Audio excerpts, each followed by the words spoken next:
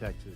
Join me Monday through Friday at 8 a.m. as I count down the top 10 Texas Red Dirt songs that are packing the dance floor. I'll be featuring local artists and the story behind the hits, shows in the area, as well as new songs that make you want to dance. It's Dance Time in Texas with DJ Mike on Lone Star Community Radio, 104.5 KCZW and 106.1 KZCC, Conroe, Texas, or online, irlonestar.com.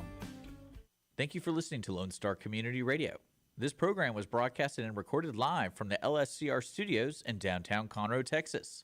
Lone Star Community Radio is supported by listeners like you. Donate and sponsor today. For more information on getting involved with Lone Star Community Radio, contact us at lscrstudios@gmail.com or visit us online at www.irlonestar.com.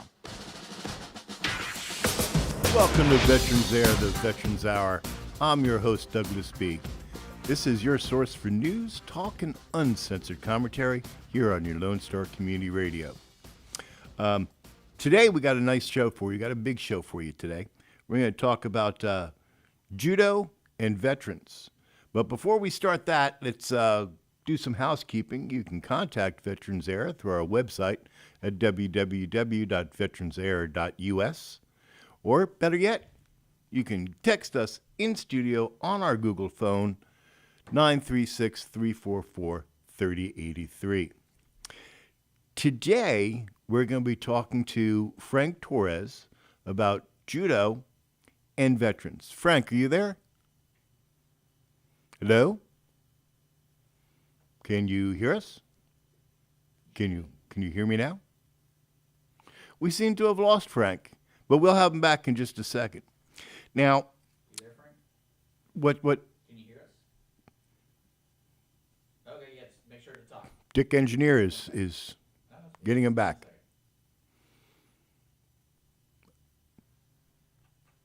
All right, you should hear him.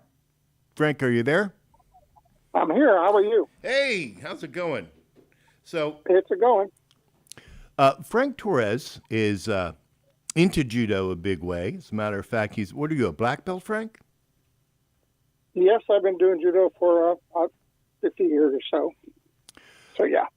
So he's big into this, and we're going to talk about veterans and judo and the martial arts in general, but there's a very burning question that I think all of our listeners want to know.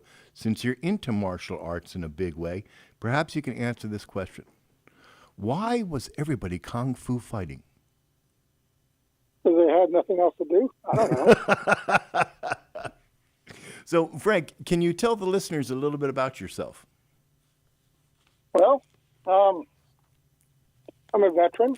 I've been spent 38 years in the Army altogether. Started as a private, retired as a colonel. I've been doing judo even longer than that. Started when I was 9. Traveled the world. Did that as a martial arts. And I'm working with the VFW, and we're working on getting programs into VFW posts. What VFW post are you working with to start this veteran judo connection? Well, we already have VFW post 8790 in Houston, Texas, Spring Branch, Texas. We already have a club aligned there. We started back in July. Well, that's pretty good. So how does judo, or even the martial arts in general, benefit a veteran? Well, veterans in general, there's a community. I mean, a soldier, or airman, they get into the military, they hang out with their military there. They might go off to war, but they have a community right there, a family. And when they get out, they lose that bond amongst their family, we could say.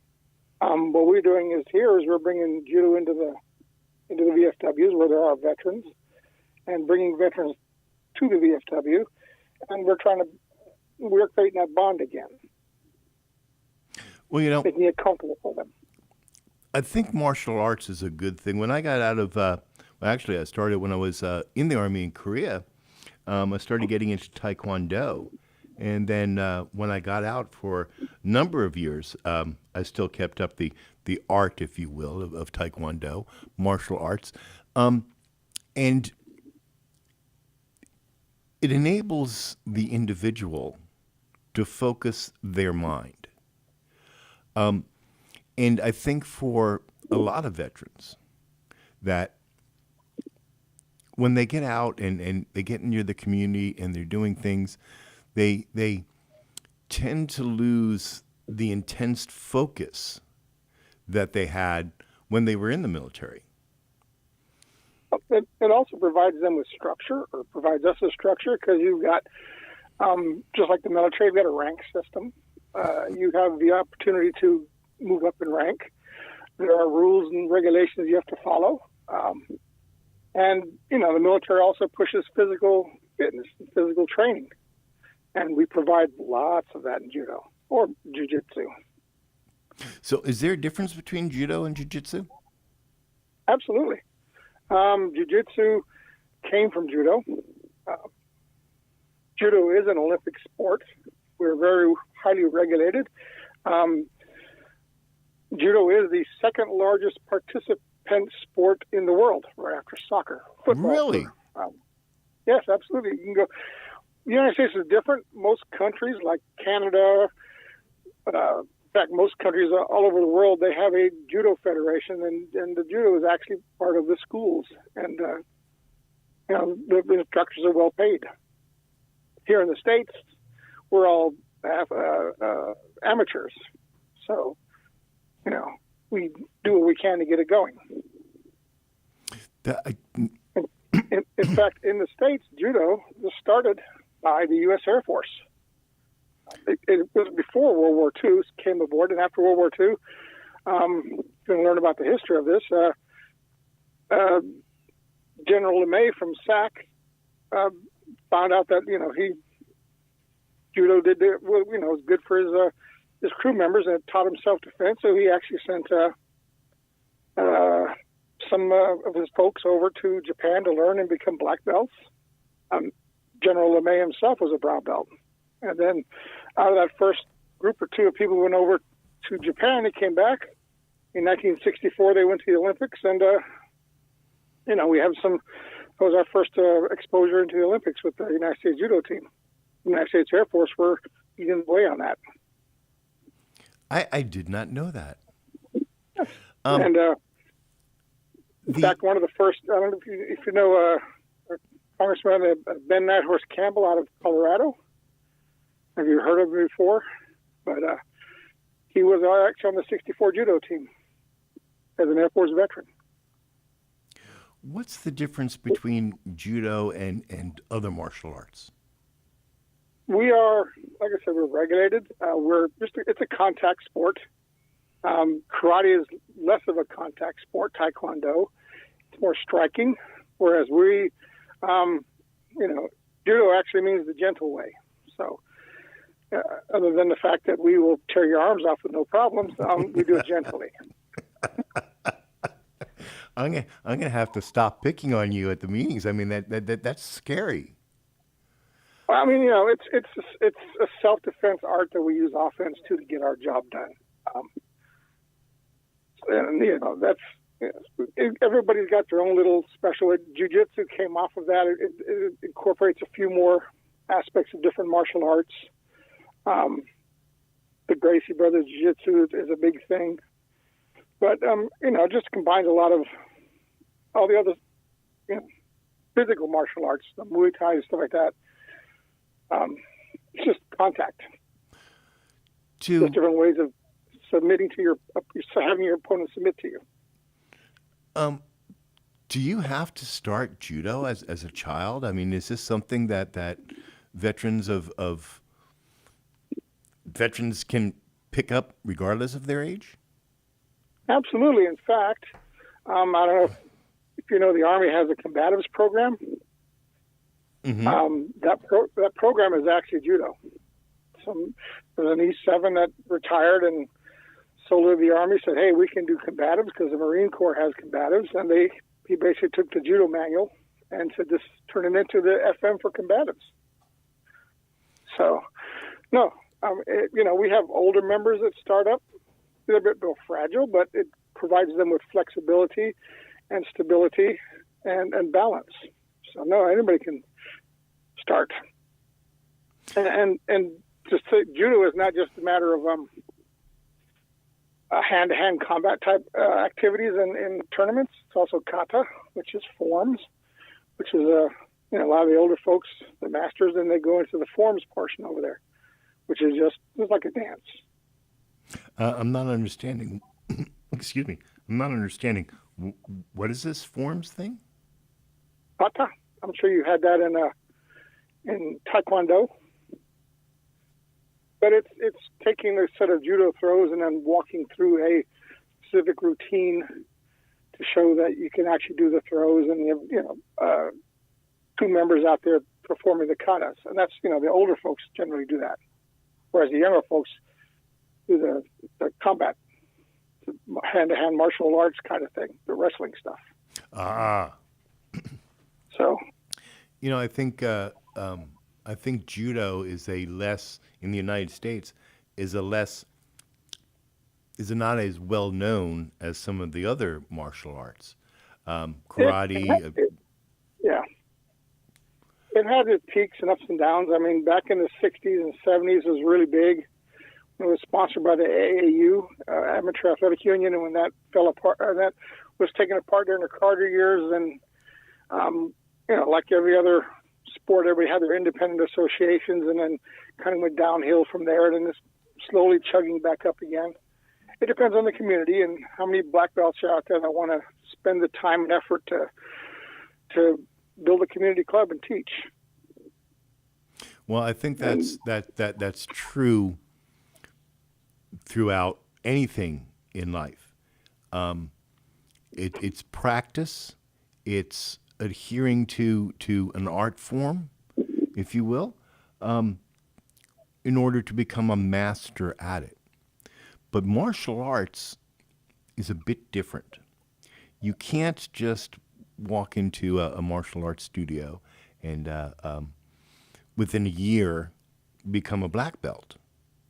This is a commitment of not only showing up, but to continue to practice these forms when you're not there in the judo studio. Yeah, and it also teaches you discipline, mental and physical self-discipline, to do things that you thought you couldn't do before. One of the things that we're doing with our veterans programs is, judo is and most martial arts are expensive art because you've got a building you got to pay rent for and all the other stuff. So you're spending $150, $160 a month on just membership fees. What we're doing is making it free for veterans, because we're having the VFW posts sponsor the judo club and provide the equipment, so therefore we don't have any overhead, so we can concentrate fully on providing care for the veterans and their families and making minimal costs for those underprivileged kids and adults who can't afford $150 a month. This post in Spring, Texas. What post was that again? Say that again. The VFW post in Spring in Houston that you're associated with. What post number was that again? It's 8790. It's in Spring Branch off of I-10, basically behind IKEA. It's one of the larger. It has a large ballroom, so that's perfect for our mats. In fact, we're going to hold a veterans tournament there next month, January. So you're actually. I'm sorry to interrupt you. You're actually doing this in the VFW hall. The members, yes. They're not going to a different studio someplace. You're doing it there at the VFW. At the VFW. That's fantastic. And if you look at it, most VFWs have large spaces they don't use, but maybe 2-3 times a month that they might rent out. And this VFW has a huge ballroom upstairs. So, we are providing a service to the community. We're providing a service to the veterans, and all we're asking for is space. And if they need the space, we roll our mats up and put them away, and then we unroll them again for, a week or two or three at a time. Our listeners probably don't know, but you're a member of the VFW. As a matter of fact, you were District 17 commander for a while, weren't you? I was District 17 commander, which composed of, we started with 12, now it's up to 15 posts, and currently I'm the state membership chair for the Department of Texas. So if a veteran wasn't part of that post in Spring Branch, but he wanted to get involved in this, what would he do? Or she, for that matter? Show up. They would just show up and say, I'm a veteran. Can I come in? I said, sure, no problem. As long as you say you're a veteran, we'll take you. That's fantastic. And if you have a family, we'll take the family, no charge. I mean, yeah, you'll eventually purchase your own judo gi, which for kids runs around $40, and adults maybe 60, 70, 80, depending on how large you are. But no, any veteran is welcome. In fact, we do judo 2 nights a week, which is Monday and Wednesday. We start with the kids, the youth, we say, then we go to adults, and then we're planning on starting a jiu-jitsu class on Tuesdays and Thursdays. And that'll be probably mostly adults. What's the difference between judo and jiu-jitsu? I'm really not clear on this. I always Well, thought that they were two different disciplines. They are. Jiu-jitsu is more submitting on the mat.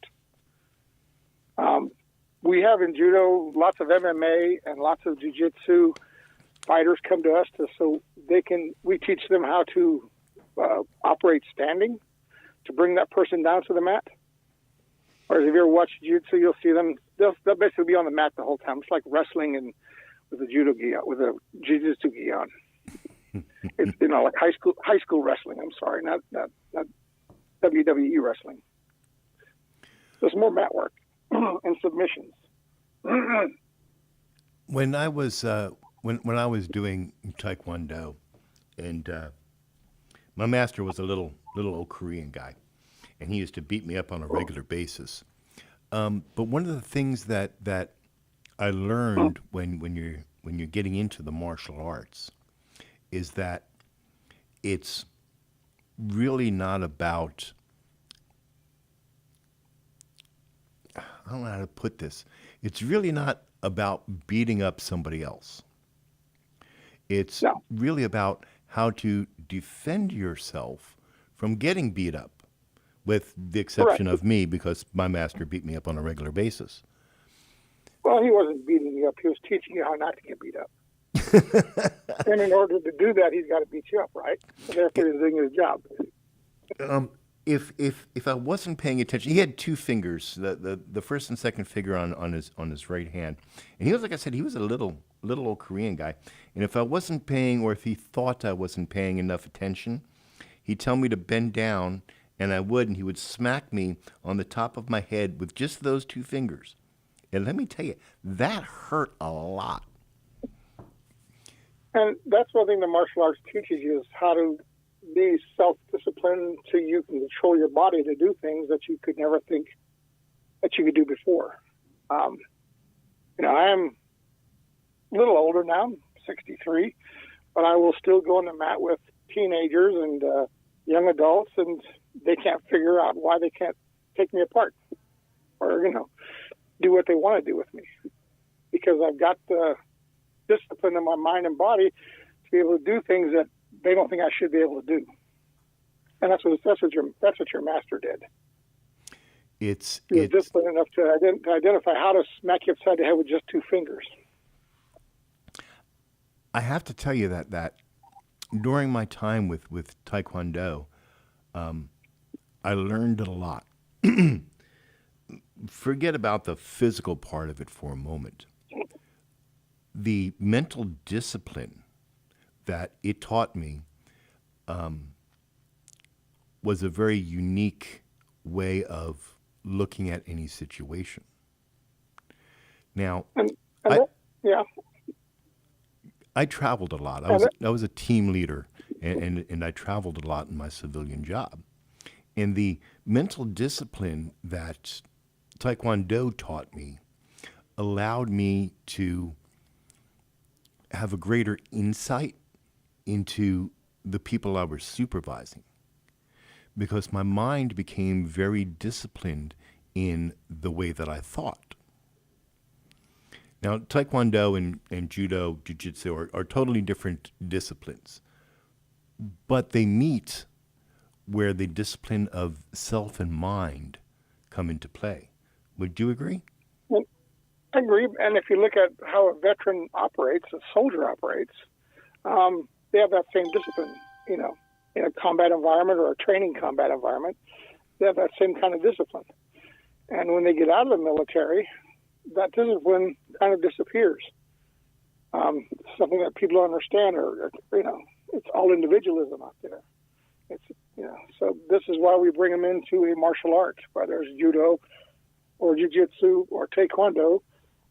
They get that discipline, not from another person, but that internal discipline that they need to grow with. That's what we develop and push. The internal discipline. That's exactly what I was trying to say. When you're in the military, discipline is par for the course, and you become disciplined through your chain of command, through your team leader, your squad leader, your platoon sergeant, and so forth, because they want to do things in a certain way, and you become disciplined to do those also in a certain way. A very successful soldier, airman, Navy guy, if you will, he becomes successful because he's able to learn and absorb not only the task at hand, but the discipline needed to perform that task. Martial arts is exactly the same way. It enables you to, because if you can master the move, but you don't master the discipline of making that move, you're not gonna rise higher in the rankings, if you will.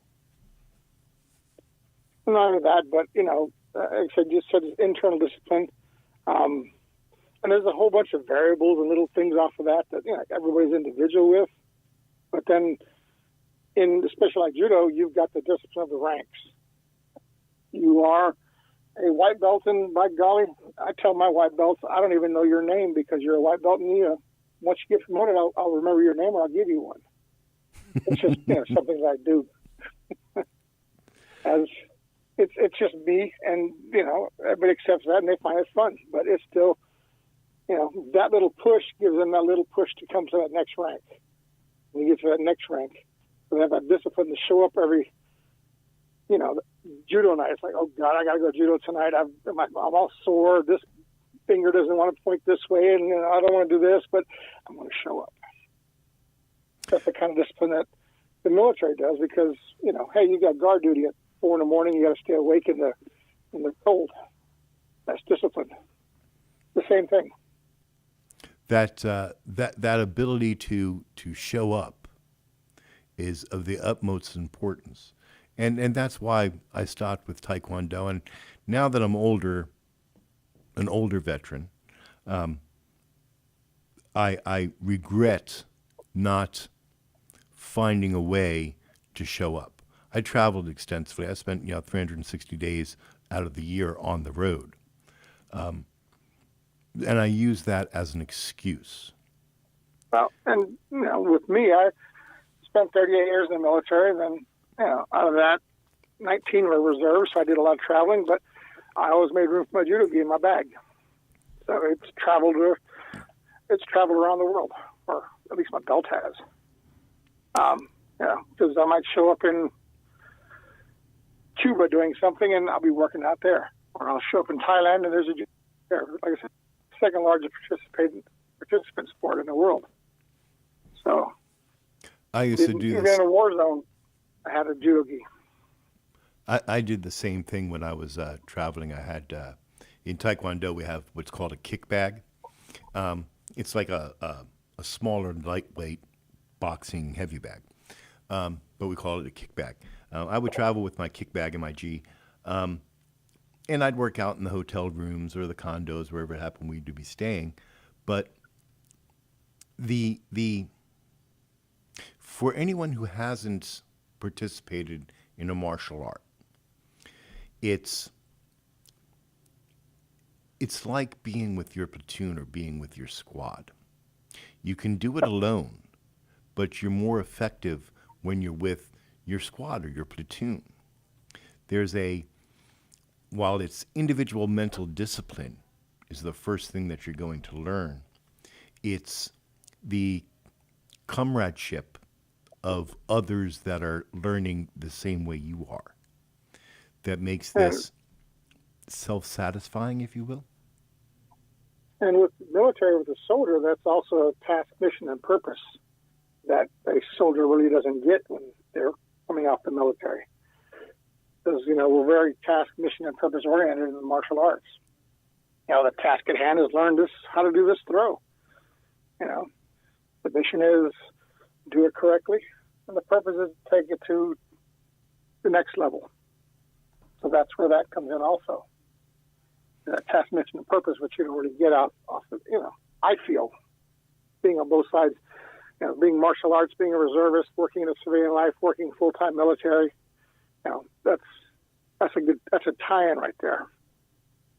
That's why people join like the VFW or the American Legion.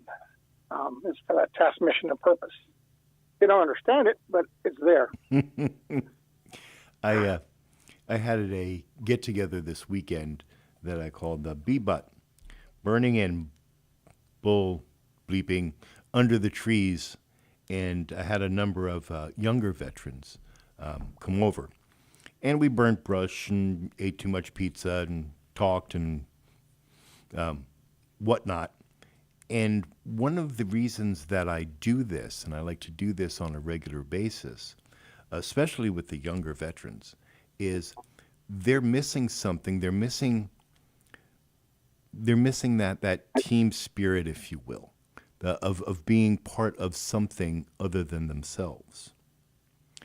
And I think that the discipline that the martial arts, that Judo, would bring to these individuals is immensely helpful. Let's think for a minute about the younger soldier, which is pretty much everybody than us. The younger soldier that gets out and he's suffering from PTSD. And I like to tell people that PTSD isn't just one thing. My PTSD isn't the same as his PTSD or her PTSD. It's all different. But one of the things that all the different types of PTSD or the individual flavors of PTSD that you have is getting out of your mind, being able to focus on something other than the demons and the voices inside of your head. And let's face it, Frank, everybody has demons. Everybody has demons. But to be able to control those demons is a very, very important thing. Veterans have a higher than the rest of the population rate of suicide. So anything that you can do, any discipline that you can find, any art form that you can do that allows you to focus on that one thing and not be trapped inside of your brain is a good thing. What do you think? Absolutely, and one of the things that we do, we push for veterans to join us is veterans have a different way of communicating with each other. I mean, we can talk bizarre, morbid things and find it funny, whereas a regular person would be aghast at the things that we talk about or we've seen. But with veterans, no matter if they're an Air Force guy or a Navy guy or an Army guy, there's that bond right there. Which that's what we're trying to do, is get that bond. So if you do have that PTSD issue or you do have those mental stresses, you've got your community right there. You got your you don't have to go find a psychiatrist or talk to the wife all the time. You've got people who've been there. They can talk to you and understand you without making fun of you or talking or spreading your secrets around, or however people do out in life. Well, I don't only just help veterans. I help the spouses and the family members also. And one of the complaints that I get most often from the spouses or partners is they don't talk to me. Why won't they talk to me? Why are they talking to you? And I try to explain this is because of a number of different factors. But one of the most prevalent factors is you would not be able to understand. Well, I love him, I love her. Love has nothing to do with it. We have very similar or the same experiences. So two veterans can talk to each other and say a wealth of things with very few words because we've been there. We've done that. We got the T-shirt. I meet veterans every day that have walked the same sands that I have walked, and it's just amazing. I was visiting with a veteran last year, and I got the opportunity to meet their father, who was also a veteran. And as we're talking, the veteran warned me that their father was a jerk, for lack of a better word. But after speaking with him for a while, I came to find out that we actually served at the same time in the same place during Operation Just Cause in Panama. As a matter of fact, he and his people, he and his crew, built the sandbags that we used when we got there. And as soon as we figured that out, it was a whole different level of communication between us. Veterans are a very unique group. And I think it's absolutely wonderful that you've created a program to bring veterans into the martial art of judo.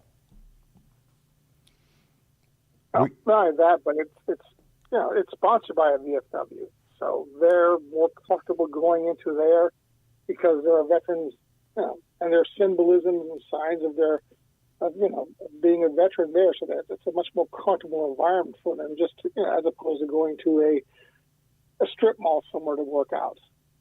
It gives them a feel of closure, I guess you could call it. That's a very good point. I'm going to have to pause this conversation because we have to have a message from our sponsor, United Healthcare. Please stand by. We will be right back after these messages.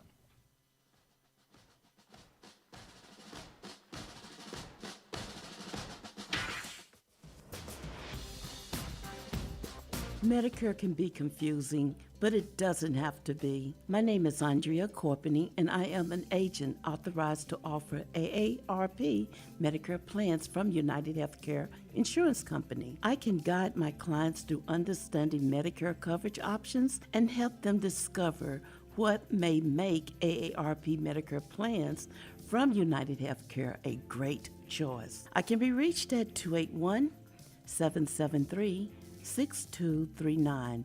That's Andrea Corpening at 281-773-6239. I can help those find a plan with confidence.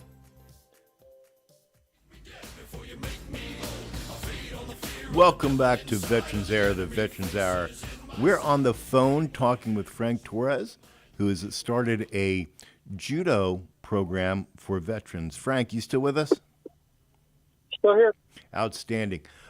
Before the break, we were talking about how veterans talk to each other. And we learned or we discovered or we revealed that veterans talk to veterans as opposed to veterans talking to someone who's not served, or even their psychiatrist if they have one, or their therapist, because we speak the same languages. How does judo affect that ability or enhance the ability of veterans being able to talk about their experiences with someone that's not a veteran?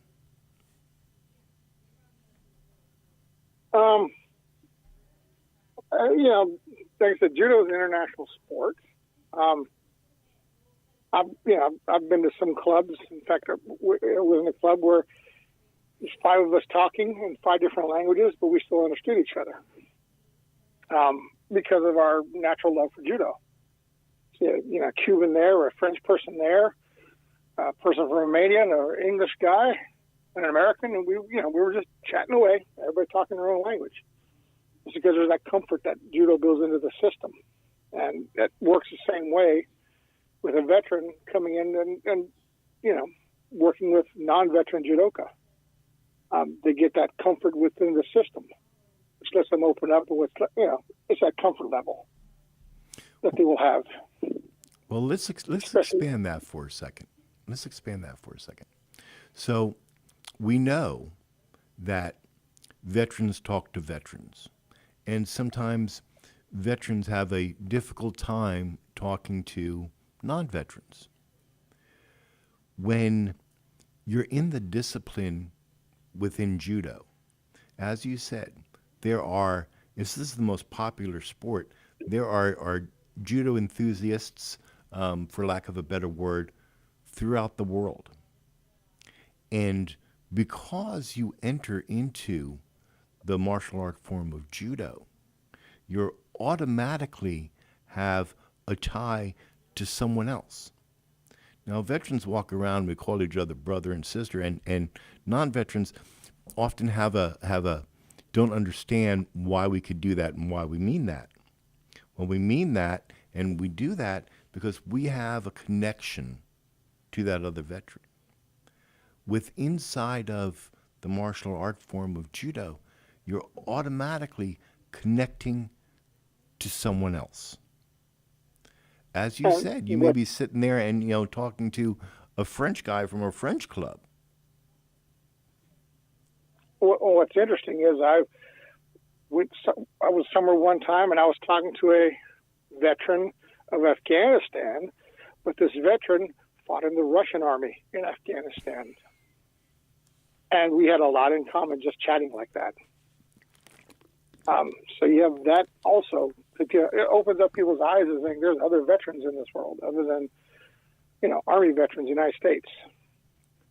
That was an interesting experience talking to that gentleman from Russia or the, past USSR.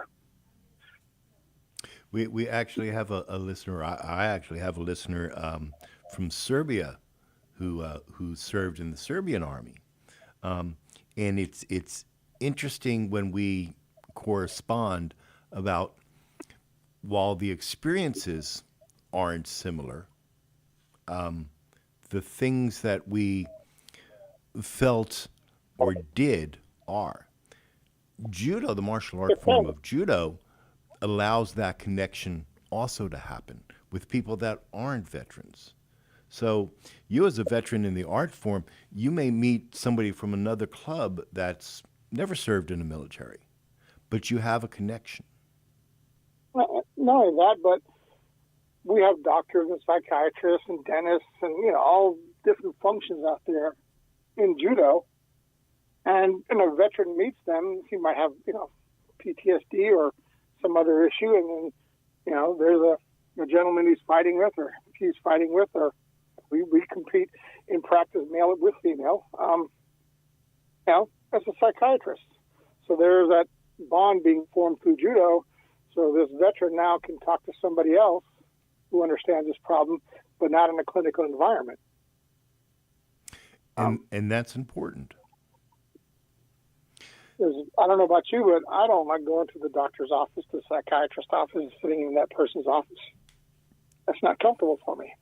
No, it's However, not. If that psychiatrist is on the mat with me and we're really rolling around, later on we might have a beer or something, or we could be talking out there in mat, or a changing room, or just sitting off to the side while everybody else is practicing. It's that comfort level that we provide to the veteran to open up to different, avenues and venues and people. Because believe you me, a veteran can come see us and say, I got all these issues, and we're like, let me show you this person. Let me tell you about myself.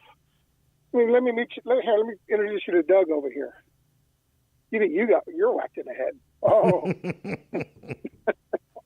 Hey, But we have that's another resource that we have. So we know somebody who knows somebody. I want to talk about the physical challenges for a minute as it applies to judo. There are a lot of veterans out there that, for one reason or another, they have a physical disability. How does that play into working with judo? Depends on disability. Myself, I have bad knees. My left one being more so than the right one. So I've taught myself to fight in another direction. You know, instead of doing these kind of throws, I do those kind of throws. I've had to retrain myself over a couple of years to adjust for those physical disability. We have para-Olympians in judo. If you are blind, we have not different rules. The rules are the same, but we have different ways of bringing a sight-impaired person on board. If a person has a bad back and they want to do judo, we will adjust that person's judo regime to, you know, you might not compete, but you might be able to do kata or something like that, or we can use you to teach you to train others to do judo.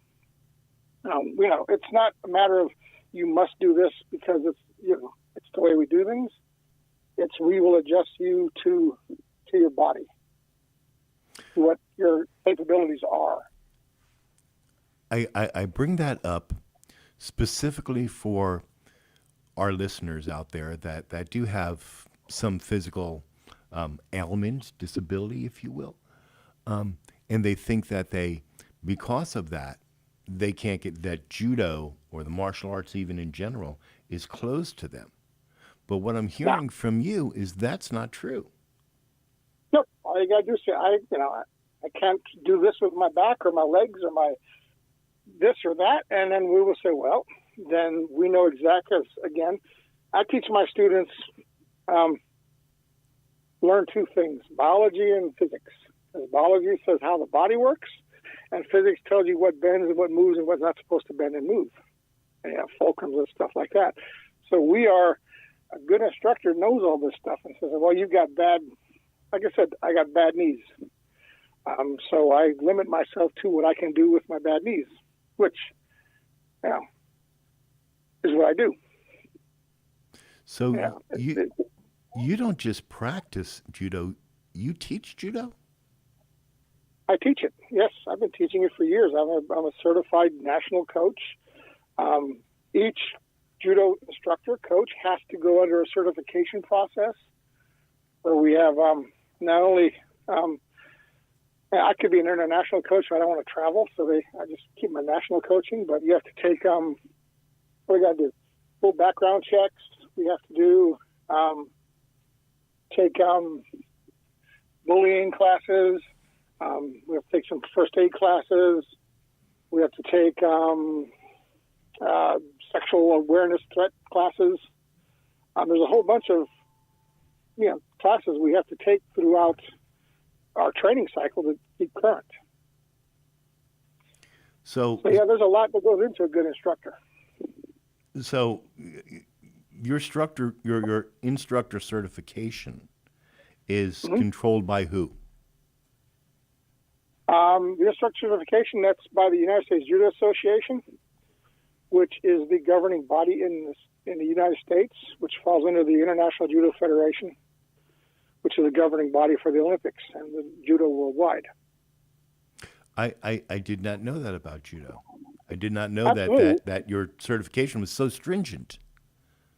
It is very, and there's always something to, you want to go into international, you're going to go into refereeing. If you want to even go into Paralympics, to be a Paralympic referee, you have to have different certifications. Or a Paralympic instructor. That we have, I know not in the United States, but in Canada, they have a Paralympic training school up there, and Paralympic trained instructors teach visually sighted and other disabled folks judo. Because again, it's not the United States. I did not know you were so accomplished. We try. And I took a judo test for my rank 2 years ago, my last rank, and everybody complains about when I give a test out. Oh, it's so hard. I said, I took 27 pages, and 2 of those were essay questions. What's your problem? Wow. So, yeah, I think 5-hour test just to get promoted. 6 hours, something like that. I want to talk about really briefly about the different belts, for the lack of a better word. Could you briefly explain to us what the levels of judo is and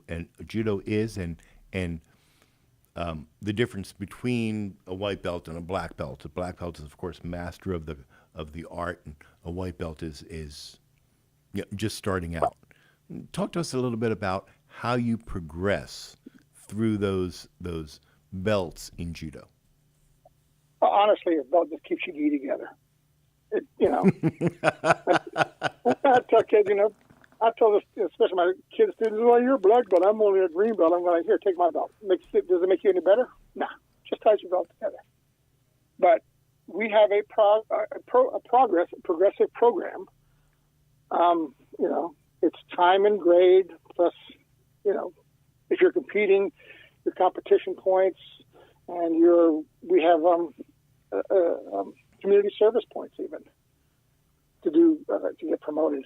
So, you start as a white belt. After 6 months, you go to yellow, which is the next one up.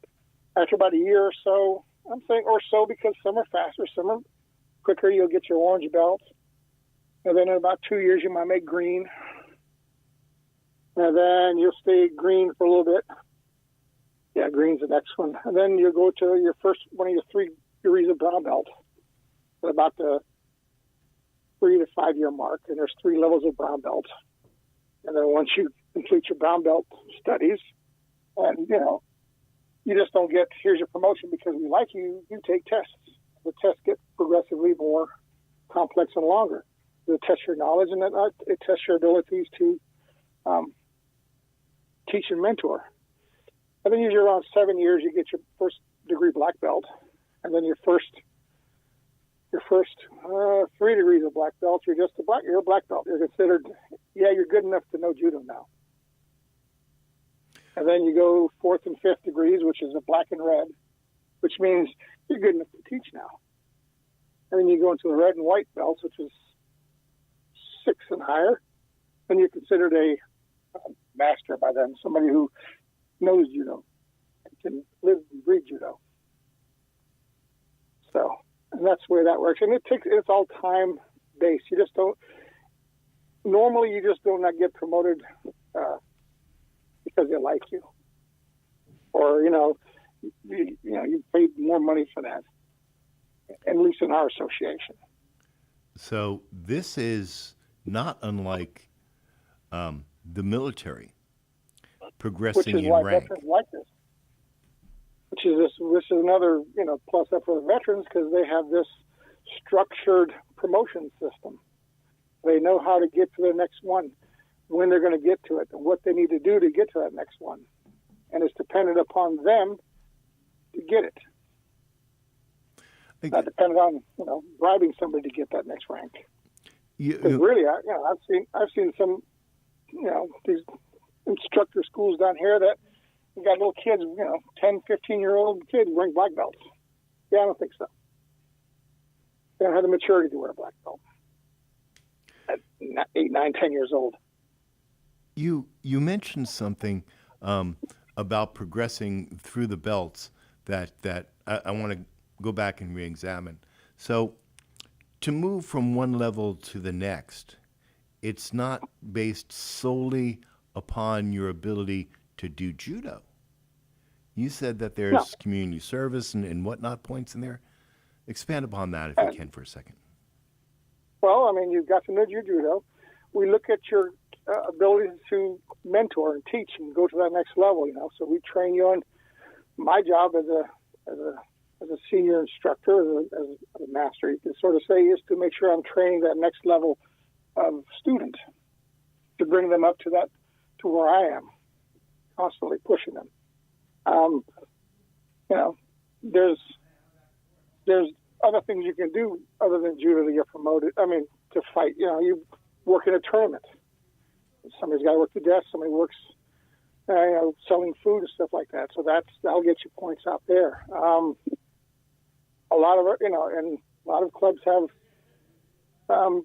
food drives and toy drives and stuff like that during the holidays. So we look at that also.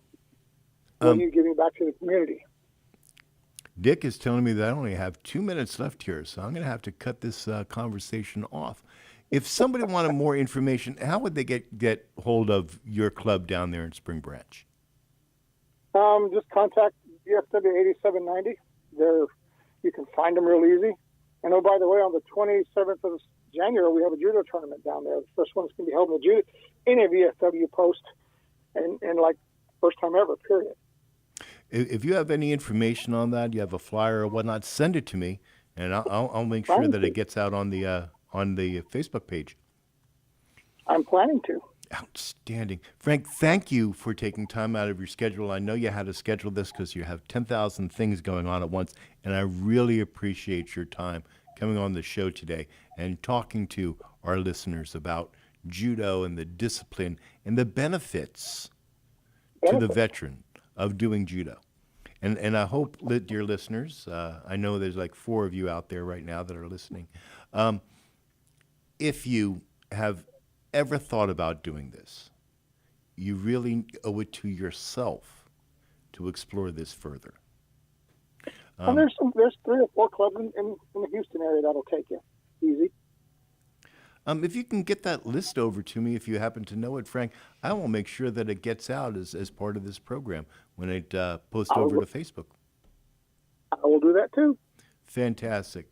Frank, thank you so much for taking the time today, and I hope to see you at the VFW soon. All right. Take care, my friend. Take care. So, my dear listeners, that about wraps up the show for today. Dick tells me I'm out of time. We get to say, he's saying say bye-bye. So bye-bye. Tune in on January 2nd for our next show of Veterans Air. Until then, stay safe and stay vigilant.